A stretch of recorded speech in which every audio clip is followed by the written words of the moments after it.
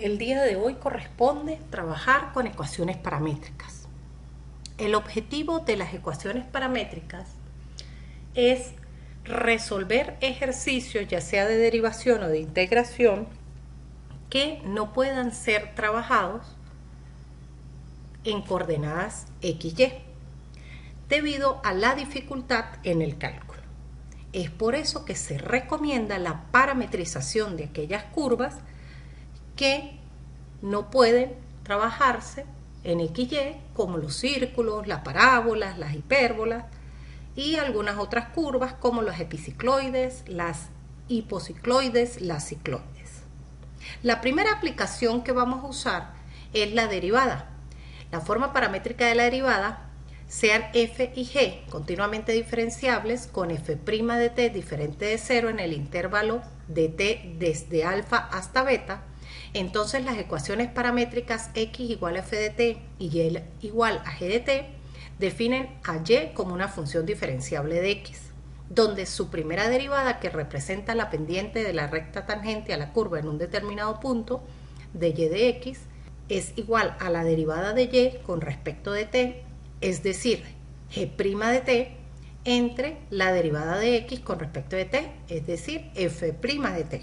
La segunda derivada, que sirve para analizar la concavidad de la función representada por d2y sobre dx cuadrado, es igual a la derivada de y de x entre dt, es decir, la primera derivada entre dx de t, que es f de t. La primera derivada debemos verificar que se puede aplicar para hallar las tangentes horizontales, las tangentes verticales, las tangentes en un determinado punto, y la segunda derivada la podemos utilizar para hallar la concavidad de la curva, ya sea hacia arriba o hacia abajo. En cuanto a la integral y sus aplicaciones, la vamos a utilizar para el cálculo de la longitud de arco de la curva en un determinado intervalo. Si una curva suave C dada por x igual a f de t y y igual a g de t es tal que no se corta consigo misma en el intervalo AB, excepto posiblemente en los puntos terminales, es decir, que es una curva cerrada, la longitud de arco S en el intervalo viene dada por la integral desde A hasta B de la raíz cuadrada derivada de x con respecto de t al cuadrado más la derivada de y con respecto de t al cuadrado. Todo esto por el diferencial de t. Esto me va a permitir, utilizando la derivada de f de t y la derivada de g de t, calcular la longitud de arco de la curva en el intervalo dado. Vamos entonces a ver unos ejemplos para las aplicaciones de la pendiente y posteriormente de la integral. Vamos a iniciar con el ejercicio f de t igual a 4 menos t cuadrado y g de t igual a t cuadrado más 4t. Para ello vamos a usar la función curva, usando la expresión parámetro, valor inicial, valor final, donde la primera expresión es referida a f de t, la segunda expresión se refiere a g de t, el parámetro viene dado justamente por t, el valor inicial viene dado, en este caso, límite inferior del intervalo que queremos trabajar, y el valor final, el límite superior del intervalo que queremos trabajar. Ya que esta curva no se refiere a senos y cosenos, podemos trabajar desde los negativos hasta los positivos, desde 0 hasta un número positivo o desde un número negativo hasta 0. Cualquiera de estos me va a permitir ver la gráfica de la función, que en este caso, como podemos apreciar, es una parábola cuyo eje no es vertical ni horizontal, sino que tiene un eje oblicuo. Esta parábola le podemos hacer distintos cálculos, como puede ser las pendientes en cualquier punto las pendientes verticales o las pendientes horizontales. Además, le podemos estudiar su concavidad, ya sea cóncava hacia arriba o cóncava hacia abajo, y por supuesto calcular la longitud de arco de esta curva en un intervalo dado. Vamos entonces a ver que puede ser cóncava hacia arriba en este tramo, puede ser cóncava hacia abajo en el otro tramo, puede tener puntos de tangencia, tanto verticales como horizontales. Podemos apreciar entonces que para hallar los posibles puntos de tangencia vamos a utilizar la ecuación de la pendiente de la recta tangente a la curva en el punto dado, y podemos ver, por ejemplo, las tangentes verticales que están en este lado o las tangentes horizontales que se encuentran por aquí. En cuanto a la tangente vertical, podemos ver que aquí sería nuestro punto de tangencia vertical, y la tangencia horizontal pasaría justamente por este punto. Vamos a utilizar entonces la ecuación respectiva. Tenemos entonces que x se refiere a f de t, y corresponde a la ecuación de g de t, y vamos a hallar las derivadas. La derivada de f con respecto de nuestra variable de trabajo t va a ser igual a la derivada de una constante que es 0 menos la derivada de t cuadrado, que es 2t. ¿Para qué nos va a servir esta derivada? La derivada de x', cuando ella es igual a 0, obtenemos los puntos de tangencia vertical si la derivada de y' sea diferente de 0. Cuando x' va a ser igual a 0, justamente en el punto t igual a 0. Necesitamos entonces verificar que la derivada de g con respecto de t sea diferente de 0 en el punto t igual 0. Para ello vamos a hallar la derivada de t cuadrado es 2t, más la derivada de 4t, que es 4. Si sustituimos el punto t igual 0 más 4, me queda que es 4, lo cual es diferente de 0. Quiere decir que en el punto t igual a 0, sí hay una tangente vertical. A continuación, analizaremos las pendientes igual a 0, es decir, los puntos de tangencia horizontal que van a ocurrir cuando la derivada de g con respecto de t, es decir, y', sea igual a 0. Cuando y' va a ser igual a 0, despejamos la t y vamos a obtener que es igual a 0 en menos 4 medios, que es lo mismo que menos 2. Cuando t es igual a menos 2, verificamos que f de t sea distinto de 0, que sería 4, y esto nos indica que si hay una tangente horizontal en justamente t igual a menos 2. Podemos entonces estar claros que esta curva tiene un punto de tangencia vertical en t igual a 0 y un punto de tangencia horizontal en t igual a menos 2. Procedemos entonces a estudiar la longitud de arco de la curva en un intervalo dado. Para ello vamos a usar la ecuación de la longitud de arco de la integral desde a hasta b de la raíz cuadrada de la derivada de f al cuadrado más la derivada de y al cuadrado. Vamos a usar función extremo inferior del intervalo, extremo superior del intervalo, donde la función viene dada por la raíz cuadrada de la derivada de f de t al cuadrado más la derivada de g de t al cuadrado en el intervalo desde 0 hasta 2. Este intervalo viene dado por el ejercicio y en función del intervalo, pues la longitud de arco va a cambiar. Si nosotros alteramos el intervalo, en el caso de esta función, desde 0 hasta 2, nuestro resultado es 12,74 unidades, pero podemos cambiar el intervalo y al cambiar el intervalo vamos a obtener un resultado mayor o menor dependiendo de la longitud del intervalo. Si lo hacemos desde menos 2 hasta 2, vemos que la longitud de arco es de 19,23 unidades. Vamos a hacer otro ejercicio. En este caso vamos a trabajar con una de las curvas más sencillas y conocidas por todas, que es con un círculo. La coordenada X es igual a f de t igual al coseno de t. La coordenada Y es igual a g de t igual al seno de t. Y como es un círculo, pues nuestro intervalo de trabajo debe venir definido desde 0 hasta 2pi, que es la longitud o el recorrido de esa función. Entonces vamos a alterar,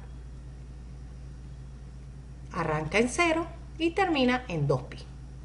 De esta manera podemos ver que el círculo está completamente graficado. Podemos apreciar que si disminuimos el intervalo, es decir, trabajamos por ejemplo con pi, vamos a tener media circunferencia. Si trabajamos con pi medios, obtenemos un cuarto de circunferencia. Para poder realizar los cálculos, entonces necesitamos hallar las derivadas.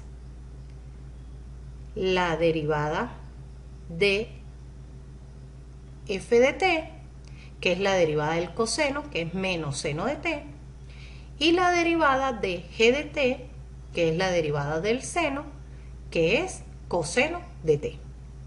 Con esta información y con nuestros límites de integración, que ahora van a ser desde 0 hasta 2pi para trabajar completa la circunferencia, podemos hallar la longitud de esa circunferencia. ¿Para qué usamos este ejercicio? Lo usamos como patrón de comparación para poder ver que, por definición teórica, la fórmula de la longitud de una circunferencia es 2pi por el radio. En este caso, el radio es 1, es decir, que la longitud es igual a 2 por pi por 1. Y eso nos queda igual a 6,28. Podemos comparar entonces que si usamos la fórmula o usamos la integral, el resultado es exactamente igual. Cambiemos, por ejemplo, a otra circunferencia de radio 2 y obtendremos entonces una longitud mayor, ya que es una circunferencia más grande, y podemos apreciar que, sin importar si se usa la fórmula o la integral, el resultado es exactamente igual. Pero el objetivo no es calcular las longitudes de arco de una circunferencia, porque esas tienen su fórmula respectiva. El objetivo es trabajar con aquellas curvas que no tienen una fórmula, como por ejemplo vamos a calcular la longitud de una elipse. Una elipse que tiene como g de t 4 por el seno de t. Es decir, tiene un eje mayor vertical y un eje menor horizontal. Cuando cambiamos la curva, podemos entonces, a su vez, cambiar la derivada para hallar la longitud de esta elipse. La derivada de 4 seno de t sería 4 coseno de t, y obtenemos nuestro resultado de la longitud, que es 19,38. Con este sencillo ejemplo podemos ver cómo se halla la longitud de una curva con ecuaciones paramétricas. Trabajemos ahora con curvas no tan conocidas como el círculo o la elipse, y vamos a trabajar con la curva conocida como la cicloide, 2t menos 2 seno de t para X, y para Y tendríamos 2 menos 2 coseno de t. Podemos apreciar cómo se forma la curva, ¿sí? Vemos que de 0 a 2pi se hace solo un arco de esta curva, y vamos a cambiar el intervalo de trabajo para ver cómo se comporta la curva en un intervalo mayor. Por ejemplo, de 0 a 4pi se forma 2 veces la misma curva. También podemos tomar intervalos que estén en los negativos, de menos 4pi a 4pi, se forma 4 veces la curva, es decir, que si yo quiero hallar la longitud de un ciclo de esta curva, puedo trabajar desde menos 4pi hasta menos 2pi, de menos 2pi hasta 0, desde 0 hasta 2pi o desde 2pi hasta 4pi, y la longitud en cada uno de esos ciclos es exactamente igual. Para hallar esa longitud, por supuesto, tenemos que utilizar la fórmula y tenemos que hallar la derivada de f de t y de g de t. Si derivamos 2t menos 2 seno de t, la derivada de 2t es 2, menos la derivada de 2 seno de t, que sería menos 2 coseno de t. Me quedaría 2 menos 2 coseno de t. Para derivar g de t, derivamos la constante, la derivada de una constante es 0, y derivamos menos 2 coseno de t, que me va a quedar menos de la expresión por la derivada del coseno, que es menos seno, me queda positivo, por 2 por el seno de t. Tenemos entonces derivado f, derivado g, y el intervalo de trabajo de 0 a 2pi, esa longitud de arco de esa cicloide es igual a 16 unidades por cada ciclo. Vamos a utilizar ahora un nuevo ejercicio en el cual vamos a trabajar con la hipocicloide f de t es igual a coseno de t más 3 coseno de t tercios, y g de t es igual al seno de t menos 3 seno de t tercios. Esta hipocicloide, si nosotros la trabajamos de 0 a 2pi, vemos que queda solo un pedazo de la curva. Vamos a buscar cuál es el ciclo completo de esta curva y entonces variamos a 3pi, a 4pi, a 5pi, a 6pi, y vemos que justamente en 6pi la curva o la hipocicloide se dibuja completamente.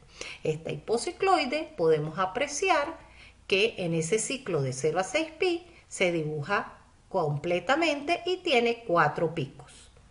Eso quiere decir que esta curva se puede dividir en 4 tramos iguales. Para poder hallar la longitud de arco, vamos a derivar la f de t y me quedaría menos seno de t menos 3 veces el coseno de t tercios por la derivada interna, que sería 1/3. Eso me quedaría 3 seno de t tercios por 1/3. O lo que es lo mismo, menos seno de t menos seno de t tercios. Vamos a derivar a su vez la derivada de g con respecto de t. Y sería la derivada del seno de t, que es coseno de t, menos 3 veces la derivada del seno de t tercios, es decir, menos 3 coseno de t tercios por la derivada interna, que la derivada de t tercios es 1/3. Ya con esta derivada y la fórmula, pues podemos calcular la longitud. Si queremos calcular la longitud, vamos a trabajar con uno de los tramos, por ejemplo, de 0 a el otro pico. ¿Cómo hallo los picos? Estudiando el ciclo total, que va de 0 a 6pi, entre la cantidad de picos, que son 4, entonces sería 6pi cuartos, o lo que es lo mismo, 3pi medios. Es decir, que nuestro intervalo de trabajo va a quedar desde 0 hasta 6 pi cuartos o hasta 3 pi medios, que es exactamente igual. Esto me da una longitud de cada uno de esos pedazos entre pico y pico de 6 unidades. Si quiero hallar la longitud total, es decir, debo multiplicar la longitud hallada por 4 tramos que hay, que sería 4 por 6, 24. 24 unidades mide la longitud de esta hipocicloide, que es hipocicloide porque es hacia adentro esa curva. Si nosotros cambiamos, por ejemplo, el signo de G de T a más, vamos a obtener otra curva. Esa otra curva se conoce como epicicloide. ¿Por qué es la epicicloide? Porque es gordita, es hacia afuera esa curva.